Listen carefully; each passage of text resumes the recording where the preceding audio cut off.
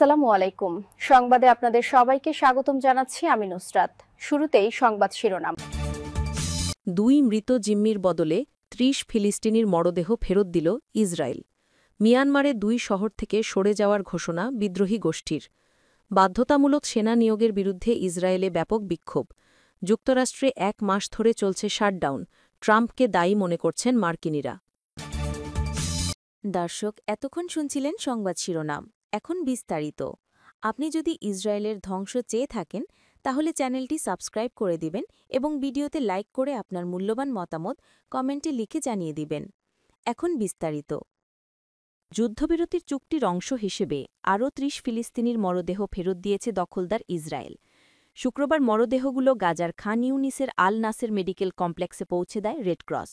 এর আগে বৃহস্পতিবার রাতে 2 ইসরায়েলি জিম্মির মরদেহ ফেরত পাঠায় হামাস। গত 13 অক্টোবর দখলদার ইসরায়েলের সঙ্গে ফিলিস্তিনি সশস্ত্র গোষ্ঠী হামাসের যুদ্ধবিরতি চুক্তি কার্যকর হয়। এতে বলা হয়েছিল একজন জিম্মির মরদেহ দিলে ইসরায়েল 15টি মরদেহ ফেরত দেবে। গতকাল হামাস 2 জিম্মির মরদেহ ফেরত দেওয়ায় ইসরায়েল ফেরত দিয়েছে 30 ফিলিস্তিনির নিথর দেহ। মরদেহগুলো পাওয়ার তথ্য নিশ্চিত করে আল নাসের হাসপাতাল কর্তৃপক্ষ বার্তা সংস্থা এএফপিকে বলেছে, বন্দি বিনিময় চুক্তির অংশ হিসেবে 30 ফিলিস্তিনি বন্দির মরদেহ ইসরায়েল থেকে গ্রহণ করা হয়েছে। যুদ্ধবিরতি শুরুর পর দখলদাররা এখন পর্যন্ত 225 জনের মরদেহ ফেরত দিয়েছে। ইসরায়েলের কাছে এখনও অনেক ফিলিস্তিনির মরদেহ আছে, যেগুলো দীর্ঘদিন ধরে সেখানে আছে। যুদ্ধবিরতি কার্যকরের দিনই 20 জীবিত জিম্মিকে ফেরত দেয় হামাস ও অন্যান্য সশস্ত্র গোষ্ঠী। এরপর ধীরে ধীরে মৃত জিম্মিদের মরদেহ ফেরত দেওয়া শুরু করে তারা। হামাস মৃত জিম্মিদের মরদেহ যেসব জায়গায় লুকিয়ে রেখেছিল সেগুলো কয়েকটি ধ্বংসস্তূপের নিচে চাপা পড়েছে। এগুলো উদ্ধার করতে বেশ কিছুদিন সময় লাগতে পারে। এদিকে যুদ্ধবিরতির মধ্যেই 2 বার এটি লঙ্ঘন করেছে দখলদার ইসরায়েল। চুক্তি ভেঙে গাজায় ব্যাপক হামলা চালিয়ে দখলদাররা নতুন করে প্রায় 160 জনকে হত্যা করেছে। এর মধ্যে শুধুমাত্র এক রাতে 104 জনকে হত্যা করেছে তারা। সূত্র টাইমস অফ ইসরায়েল।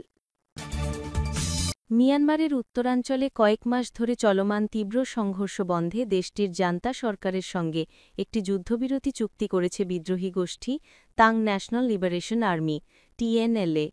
চুক্তির আওতায় তারা 2টি শহর থেকে নিজেদের সদস্যদের প্রত্যাহারের ঘোষণা দিয়েছে। TNLA গত মঙ্গলবার জানিয়েছে, চীনের মধ্যস্থতায় কুনমিংয়ে অনুষ্ঠিত কয়েকদিনের আলোচনা শেষে তারা এই চুক্তিতে পৌঁছেছে। কুনমিং মিয়ানমার সীমান্ত থেকে প্রায় 400 কিলোমিটার 248 মাইল দূরে অবস্থিত। TNLA বলেছে, চুক্তির আওতায় উত্তরের মান্দালয়ে অবস্থিত মোগোক শহর, যা রুবি খনির জন্য পরিচিত, এবং শান রাজ্য উত্তরাঞ্চল মোমেইক শহর থেকে তারা সরে যাবে। তবে তারা সরে যাওয়ার নির্দিষ্ট সময়সীমা প্রকাশ করেনি। চুক্তি অনুযায়ী আগামী বুধবার থেকে উভয় পক্ষ অগ্রসর হওয়া বন্ধ রাখবে। TNLA বলেছে, জান্তা বাহিনী বিমান হামলা বন্ধ রাখতে সম্মত হয়েছে, যদিও এ বিষয়ে বাহিনীর পক্ষ থেকে আনুষ্ঠানিক মন্তব্য পাওয়া যায়নি। TNLA মিয়ানমারের 3 ব্রাদারহুড অ্যালায়েন্সের অংশ। জোটের অন্য সদস্যরা হল Myanmar National Democratic Alliance Army ও আরাকান আর্মি। গোষ্ঠীগুলো দীর্ঘদিন ধরে সরকারের কাছে বৃহত্তর স্বায়ত্তশাসনের দাবি জানিয়ে আসছে। 2021 সালের ফেব্রুয়ারিতে নির্বাচিত সরকারকে ক্ষমতা থেকে উৎখাতের পর গঠিত গণতান্ত্রিক প্রতিরোধ আন্দোলনের সঙ্গেও জড়িত তারা। ইসরায়েলে বাধ্যতামূলক সেনা নিয়োগের বিরুদ্ধে প্রতিবাদ জানাতে বৃহস্পতিবার জেরুজালেমের প্রধান প্রবেশপথ অবরোধ করে প্রায় 2 লাখ অতি অর্থোডক্স ইহুদি পুরুষের বিক্ষোভ অনুষ্ঠিত হয়েছে। মিলিয়ন ম্যান প্রোটেস্ট নামে এই বিশাল সমাবেশে পুলিশের সঙ্গে সংঘর্ষ এবং সাংবাদিকদের ওপর হামলার ঘটনাও ঘটেছে। এক প্রতিবেদনে এ খবর দিয়েছে দ্য টাইমস অফ ইসরায়েল। বিক্ষোভ চলাকালে শহরের কেন্দ্রস্থলে একটি নির্মাণাধীন ভবন থেকে 20 বছর বয়সী এক তরুণ পড়ে মারা যান। পুলিশ ঘটনাটি আত্মহত্যা কিনা তা তদন্ত করছে। হিব্রু গণমাধ্যমে নিহতের নাম মেনাখেম মেন্ডেল লিটসম্যান হিসেবে শনাক্ত করা হয়েছে। আয়োজকদের ভাষ্যমতে এটি ছিল একটি প্রার্থনা সমাবেশ, তবে বাস্তবে এটি ইসরায়েলের বিভিন্ন অতি অর্থোডক্স সম্প্রদায়ের বিরল ঐক্য প্রদর্শন। সাধারণত এসব সম্প্রদায় নিজেদের মধ্যে সীমিত থাকলেও এই বিক্ষোভে তাদের যৌথ উপস্থিতি সাম্প্রতিক সময়ে সবচেয়ে বড় গণসমাবেশগুলোর একটি হিসেবে বিবেচিত হচ্ছে। যুক্তরাষ্ট্রে টানা 1 মাস ধরে চলা সরকারি শটডাউনের অর্থাৎ অচলাবস্থার জন্য মূলত প্রেসিডেন্ট ডোনাল্ড ট্রাম্প ও কংগ্রেসের রিপাবলিকান সদস্যদেরই দায়ী করছেন অধিকাংশ মার্কিনী নাগরিক।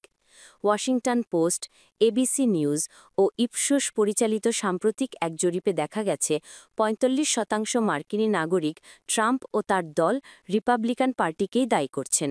অন্যদিকে ৩৩% নাগরিক শাটডাউনের জন্য ডেমোক্র্যাটদের দোষ দিচ্ছেন। জরিপে দেখা গেছে সরকারি অচলাবস্থা দীর্ঘায়িত হওয়ায় সাধারণ মানুষের উদ্বেগও বাড়ছে।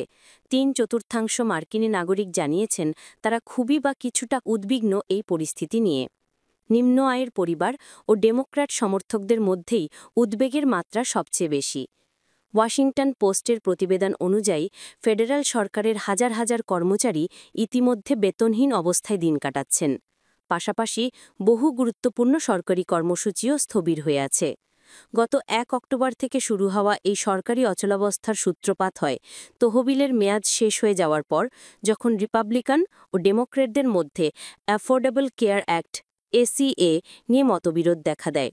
ডেমোক্র্যাটরা স্বাস্থ্য বীমা পরিকল্পনার জন্য নতুন ভর্তুকি দাবি করলেও রিপাবলিকানরা প্রথমে বিস্তৃত ব্যয়বিধি বিল পাশের ওপর জোর দেন।